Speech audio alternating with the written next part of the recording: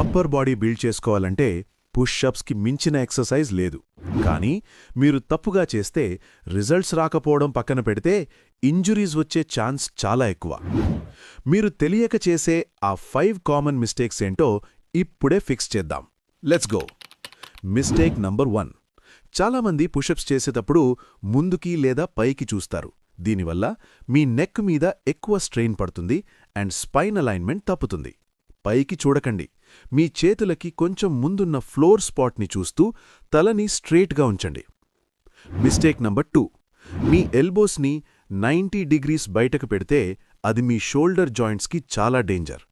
బాడీని పైన నుండి చూస్తే టీ షేప్లా ఉండకూడదు. ఎల్బోస్ని కొంచెం లోపలికి టక్ చేయండి, అరౌండ్ 45 డిగ్రీస్. ఇప్పుడు మీ బాడీ పైన నుండి చూస్తే ఒక యారో షేప్లా కనిపించాలి. Mistake number 3. పుషప్ చేసేటప్పుడు నడుము కిందకి వంగిపోయిందంటే మీరు కోర్ని వాడటం లేదు అని అర్థం. దీనివల్ల లోవర్ బ్యాక్ పెయిన్ వస్తుంది. కోర్ని టైట్గా ఉంచండి, హిప్స్ని స్క్వీజ్ చేయండి. తల నుండి హీల్స్ వరకు మీ బాడీ యొక్క స్ట్రెయిట్ లైన్లో ఉండాలి. Mistake number 4. షోల్డర్స్ని ముందుకి దించి చేస్తే చెస్ట్ మీద లోడ్ పడదు. దీనివల్ల చిన్న మజిల్స్ త్వరగా టైరింగ్ అయిపోతాయి.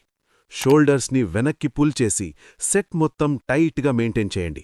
అప్పుడే చెస్ట్ మీద ఎఫెక్ట్ పడుతుంది. Mistake number 5. పుషప్ అంటే కేవలం అప్ అండ్ డౌన్ వెళుతూనే ఉండటం కాదు.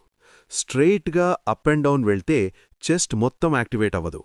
ఫ్లోర్ని వెనక్కి తోస్తున్నట్లు కొంచెం ఫార్వర్డ్ అండ్ అప్ మూవ్మెంట్ని ట్రై చేయండి. అప్పుడే కంప్లీట్ చెస్ట్ యాక్టివేషన్ దొరుకుతుంది. సో ఈ 5 మిస్టేక్స్ని అవాయిడ్ చేస్తే మీ పుషప్స్ పర్ఫెక్ట్గా ఉంటాయి. వీడియో నచ్చితే like and subscribe. See you in the next one.